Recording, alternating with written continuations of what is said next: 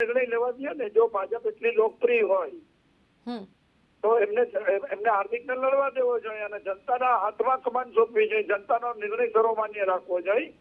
પણ જે રીતના વાંધા વચકા સરકારે ઉપાડ્યા છે, સાબિત કરે છે કે હાર્દિકના નામથી સરકાર ડરી ગઈ છે. સરકારે 5 વર્ષમાં કઈ કામ કર્યું નથી અને એટલા માટે હાર્દિકના ચૂંટણી લડવાનો વિરોધ કર્યો છે સરકારે. આ બિન લોકશાહી કૃત્ય કહેવાય. સરકારે આવું વિક્રમભાઈ, જામનગરથી તો હાર્દિક પટેલ ચૂંટણી લડવાનો હતો, શું હવે આપ ચૂંટણી લડશો? નહીં, મારે તો 12 મહિના પહેલા મેં ઓફિશિયલી ડિક્લેર કરી દીધું હતું અને મારે લડવી હોત તો હાર્દિકના લડવાનો સવાલ જ નહોતો. હવે હાર્દિક ન લડે એટલે મારે લડવી એ ચર્ચાનો વિષય નથી. તો પાર્ટી નક્કી કરશે કોણ લડશે. મારા જે કોઈ જેન્યુઅન કારણો છે એ મીડિયા સમક્ષ રજૂ કર્યા હતા અને 12 મહિના પહેલા મેં ડિક્લેર કરી દીધું હતું કે હવે હું લોકસભા નહીં લડું. જો હાર્દિક કે પાર્ટી કહેશે તો પણ શું આપ લડવા તૈયાર છો? મેડમ, આ સવાલનો કોઈ અર્થ જ નથી. મેં મારી પાર્ટી જોડે જે કારણો છે એ ચર્ચા કરી લીધી. હજી પાર્ટી કહેશે તો કારણોની ચર્ચા કરી લઈ. આ કોઈ જીદની વાત ન હોય, એના કારણો હોય છે. ચૂંટણી કોઈ એમને રાતોરાત નથી લડાતી. 275 કિલોમીટર લાંબો જિલ્લો છે, 16.5 લાખ મતદારો છે.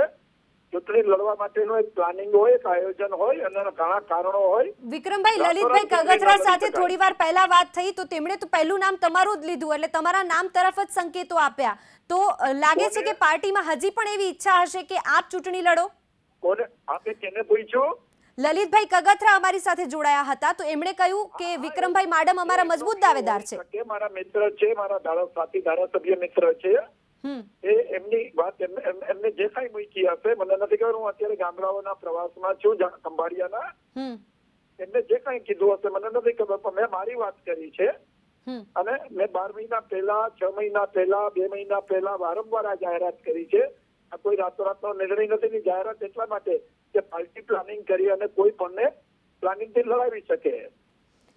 હવે આપને શું લાગે, આપ તો બહોળો અનુભવ ધરાવો છો જામનગર બેઠક પરથી, તો આપ શું કહેવા માંગશો, કોણ હોઈ શકે? મારી પાર્ટી સાથે બેસીને, મારી પાર્ટી સાથે વિચાર વિમર્શ કરીને જે કઈ નિર્ણય લેવાનો હશે એ લેશું. આ કોઈ મીડિયાની અંદર ચર્ચા કરવાની, રણનીતિની ચર્ચાઓ મીડિયામાં ન કરવાની હોય. પાર્ટી અને પાર્ટીના વરિષ્ઠો બેસીને એની ચર્ચા કરશે. ચલો, જે પણ હશે તે જોવા મળશે. આભાર વિક્રમભાઈ, અમારી સાથે ચર્ચામાં જોડાવા બદલ.